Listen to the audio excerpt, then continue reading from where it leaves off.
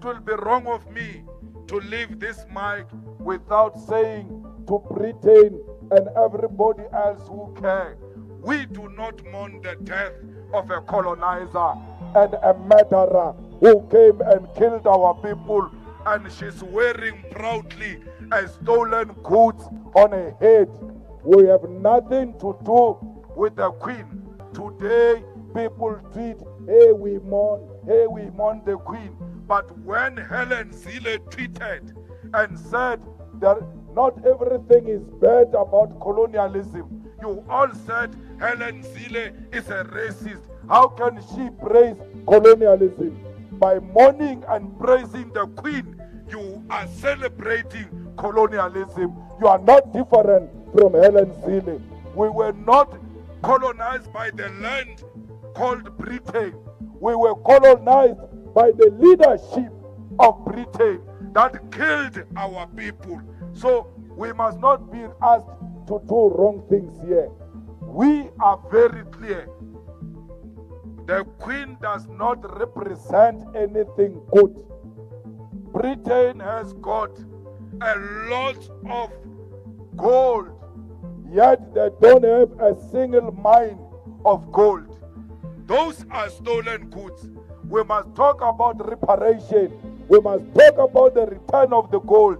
We must talk about the return of the stolen diamond, and not these other side issues which are not important to us. How can you be oppressed for so many years? Good morning, good afternoon, good evening, wherever you're watching my videos from. Welcome back to my YouTube space. Thank you so much for being here. Of course, we are doing in the African way. Now, on this video, I'm going to talk about Julius Malema. I know you're familiar with the Malema story of her or his visa being denied going to the UK. And we have been asking questions. Why will they deny Julius Malema visa? He is a public figure. He is from South Africa, a well-known politician, a well-known Pan-Africanist. But why being denied visa to the UK? And I went back to the archives and I saw this one clip and this video of Julius Malema talking about UK, how they have exploited Africa, how they have killed some people, what they are doing in South Africa, all the atrocities they are doing in South Africa. And I think this picture he gave when he was in the UK. So he was to go to the UK again and give a speech. And they know very well, whenever he goes somewhere, he will spoil everything. And one thing that is a threat to the Western powers is the truth. They don't want an African man to say the truth. They don't want any African human being to say the truth. They know it is reality. They are exploiting. They have taken everything from Africa. They live off the back of black people, but they don't want us to say the truth. And that's why his visa was denied. I don't think it's because of diplomatic issues or because of legal issues. I don't know if it's that way. What I think is that it's because of bold stance of Julius Malema, his unapologetic narratives and everything. So I found this clip. I want you to listen to this clip and tell me in the comment section, do you think this is one of the reasons why Julius Malema was denied visa to the UK? Watch this clip and then we'll come back here and talk about some things. We come from a country where students are in the forefront of the struggle. We come from a country where students are leading the struggle against colonialism. We come from a country where students are fighting against white supremacy and a capitalist system that has divided our country and excluded the indigenous people of South Africa and Africa as a whole. Because you've got a situation where in South Africa, the rich have got extremely more than the poor. We've got a situation where the rich love animals than the people. The dogs of rich people in South Africa have got medical aids, but the domestic workers and university workers, the farm workers, the petrol attendants, the security guards do not have medical aids, neither do they have rights as workers. they all work for a system called labor brokers. The EFF emerged in South Africa because South African working class demanded a proper representative of the working class. EFF emerged in South Africa because the unemployment increased in South Africa. The poverty levels increased in South Africa. The inequality increased in South Africa. We have a situation where the levels of corruption in South Africa are actually institutionalized. You get a senior position on the basis of to what extent are you corrupt. If you are anti-corruption, you never get a promotion because the state favors those who are corrupt. We have a situation in South Africa where a white-owned capitalism or economic system has been exploiting our people, and our people have not been benefiting from the mineral resources in our country. We have a company called the London Mine, which is mining in a place called Marikana. In that mine, the mine has got everything, all the basic needs: water, electricity, roads. And just next to a mine is a township or a village where black people stay without water and electricity, without roads, without proper schools. Yet London Mine is taking their platinum and reinforcing and making London and Britain to be what it is. Literally, between the mine and the community is a dumping area where the children coming from that community go and look for food in that dumping area. It is in the same mine where 34 workers were killed by a London mine. Those workers did not demand anything except a living wage. One of the workers in an interview, when he was interviewed and he was told, "You are looking for too much money, yet you are not educated. Why do you look for so much money? You have not been to school." He said, "I want this money so that I can take my child to school, so that my child cannot be like me. I want to produce a CEO of a mine." They were fighting to have roof over their head. They did not have weapons in their hands. But the government of the day responded to those genuine demands of the people by sending police with rifles, and people were killed because they demanded enough money to take their kids to school. Some of them, when police arrived, they raised their hands and pleaded that police should not kill them. Police shot defenseless masses of our people. One of the people who was shot there was one man who was wearing a green blanket called Mambush, with more than 7 bullets found on his head on a close range, because they demanded money and more money from London Mine. When people demand water, they get shot at and killed by the government. When people demand better living conditions, the response of the state is to kill those people. We're fighting against that. When the students demand free education, they get locked up. by the regime. We're fighting against that. We're fighting for equality in our country. We do not want to replace white supremacy with black supremacy.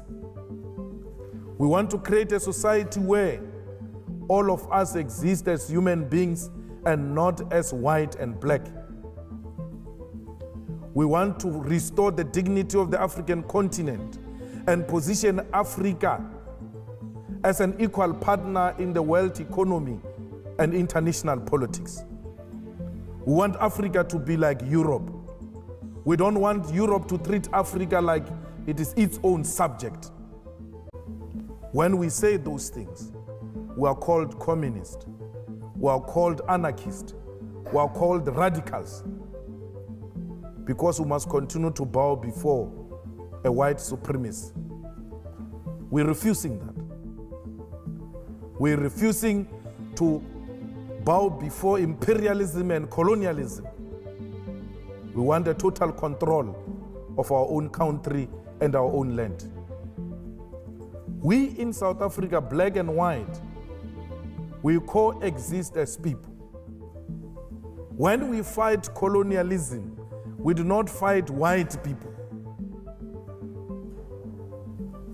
We come from a bad history of apartheid, where white people have exploited us for far too long. Yet, we have extended a hand of friendship.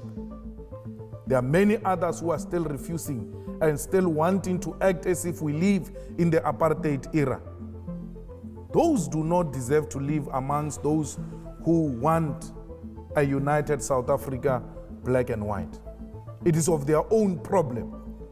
We are not going to be an international home of racists. We're not going to be an international capital city of racism. We refuse that black people must still bow before white people. It would be wrong of me to leave this mic without saying to Britain and everybody else who care, we do not mourn the death of a colonizer and a murderer who came and killed our people, and she's wearing proudly a stolen goods on her head. We have nothing to do with the Queen.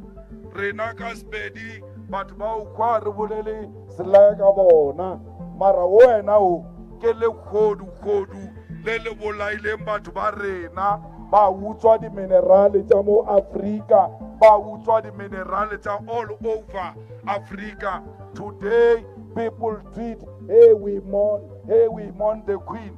But when Helen Zille tweeted and said that not everything is bad about colonialism, you all said Helen Zille is a racist. How can she praise colonialism? By mourning and praising the Queen, you are celebrating colonialism. You are not different from Helen Zille.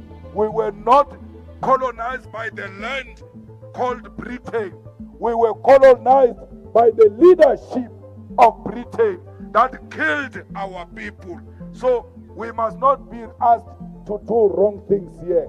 We are very clear. The Queen does not represent anything good. Britain has got a lot of gold, yet they don't have a single mine of gold. Those are stolen goods. We must talk about reparation. We must talk about the return of the gold. We must talk about the return of the stolen diamond, and not these other side issues which are not important to us. How can you be oppressed for so many years? After liberation, you've got nothing to show that we have been liberated.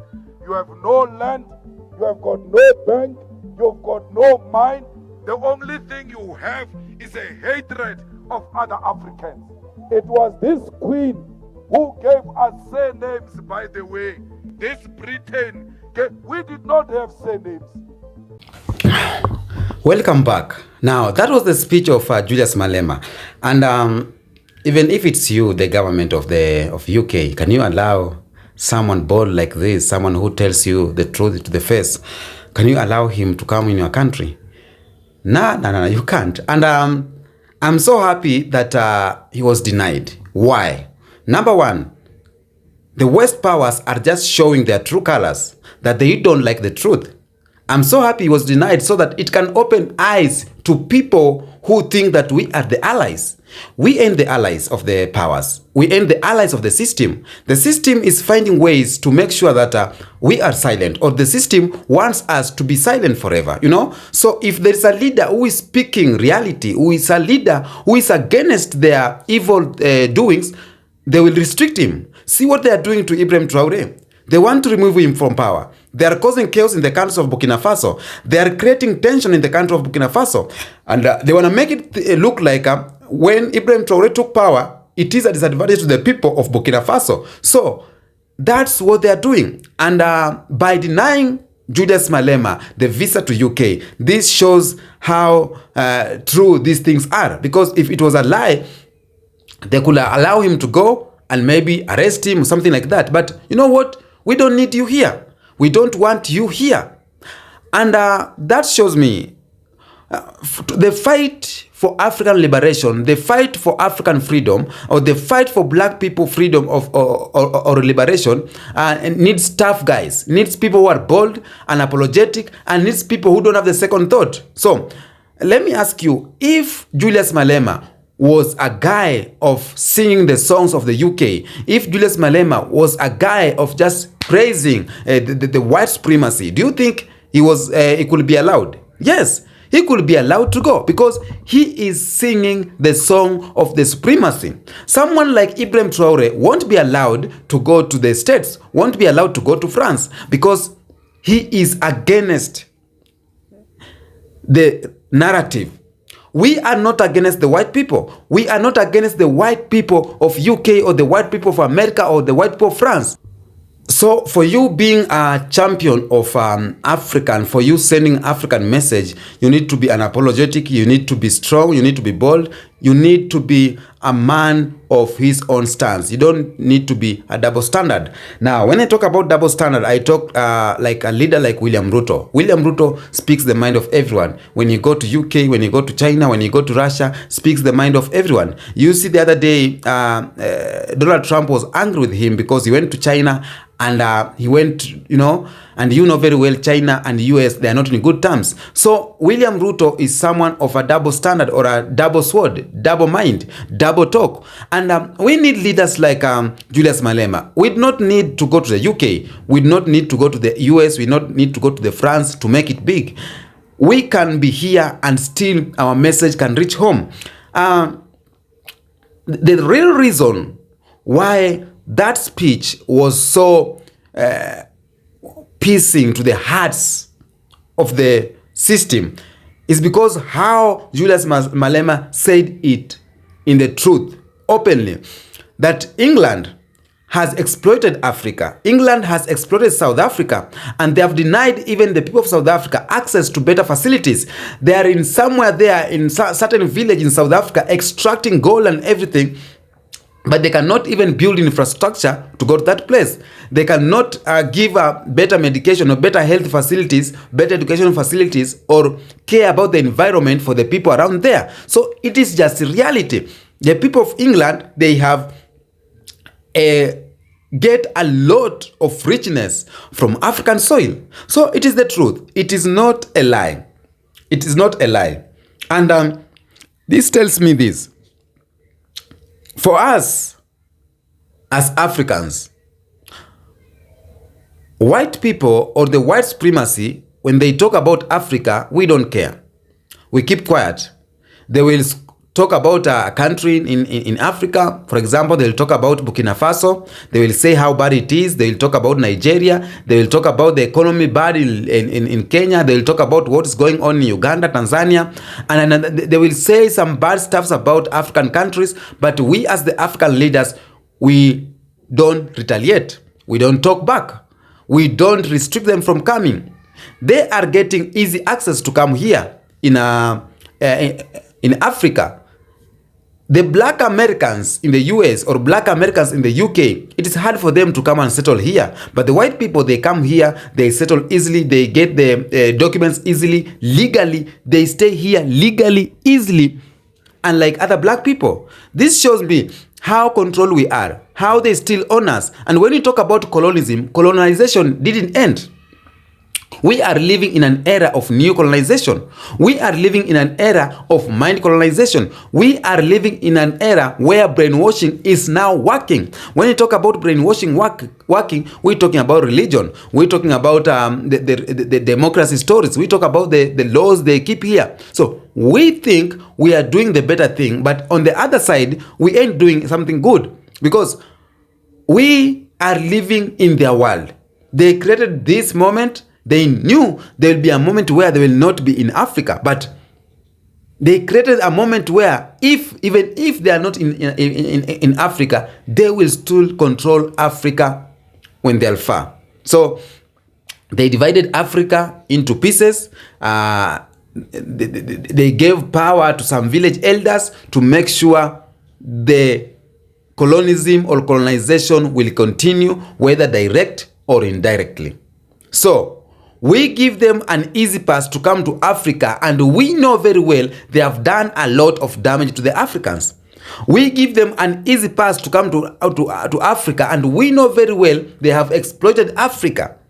We know very well they have killed a number of people, a number of leaders and children and mothers and fathers in Africa. But we still give them an easy pass to come in Africa. We still give them an easy pass to come and extract. We still give them an easy pass to come and exploit. That is our Africa. And that's why we need to change. When we talk about getting leaders like Ibrahim Traoré, these are leaders who have the future. Ibrahim Traoré is not perfect, but he is trying. He's trying to make a change.